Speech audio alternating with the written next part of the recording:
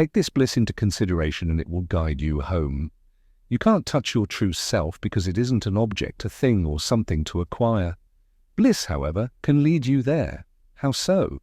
Our current state isn't bliss because we experience the roller coaster of joy, sorrow, and other mind states like negativity, anxiety, depression, aggression, selfishness, and greed.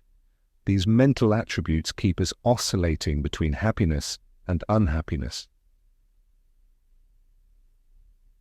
As you contemplate yourself as formless awareness, uninvolved with the mind's activities in both dream and waking states, and consistently focus on this even when distracted, you begin to disentangle from the solid, seemingly real forms and connect with formless awareness by paying attention without getting involved. This practice gradually unfolds inner joy, reduces irritation, and diminishes external projections of anger, greed, and other mind attributes. One sign of the ego melting away and the pure self taking over is the absence of resistance to life's obstacles.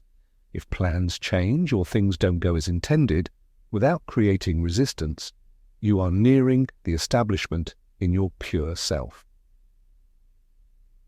A river doesn't fight with rocks or obstacles, but takes its course and eventually reaches its goal.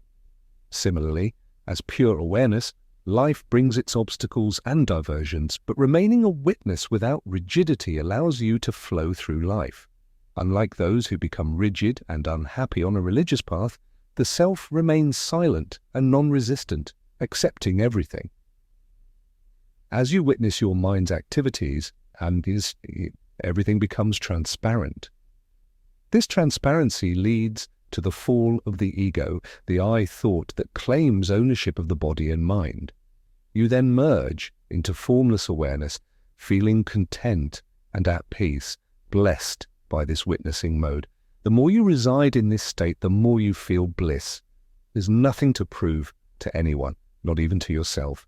This contentment reflects in your actions, and even if it doesn't, you remain unbothered as you've found your true nature, stolen away by the mind's story of achievements and sorrows. A seeker begins to know their real face by observing the mind's activities, leading to the fall of the ego and the realization of formless awareness. In this witnessing mode, you feel content, peaceful, and blissful.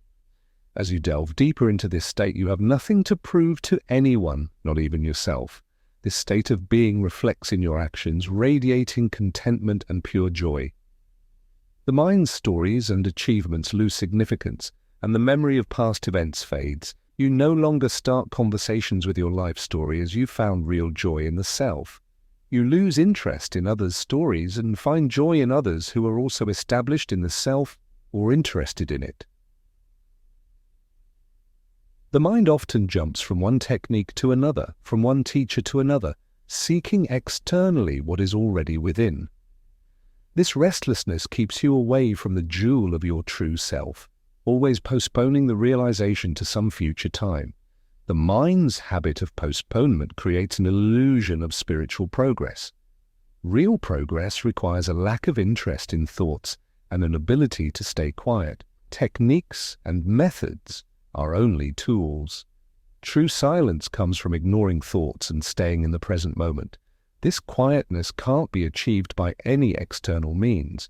It's an internal decision to ignore the incessant thoughts of the mind.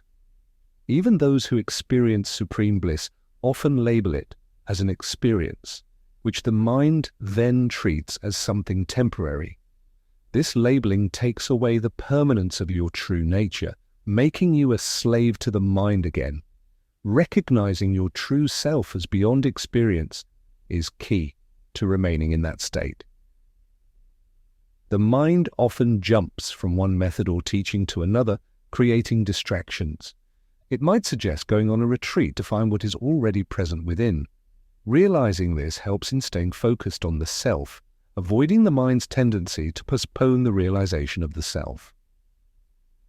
Some people boast about attending multiple retreats, but true realization doesn't come from attending events. It comes from staying in self-awareness. The mind wants to take the longer route, creating illusions and excuses. Even experiences of supreme bliss are often labeled by the mind as temporary, leading to a loss of that awareness. True self-awareness isn't an experience, but the realization of being. Recognizing this helps in staying grounded in the self. In conclusion, the journey towards self-realization involves consistent contemplation, witnessing the mind's activities and dissolving the ego. True bliss and contentment come from realizing the formless awareness within, leading to a state where external achievements and stories lose significance.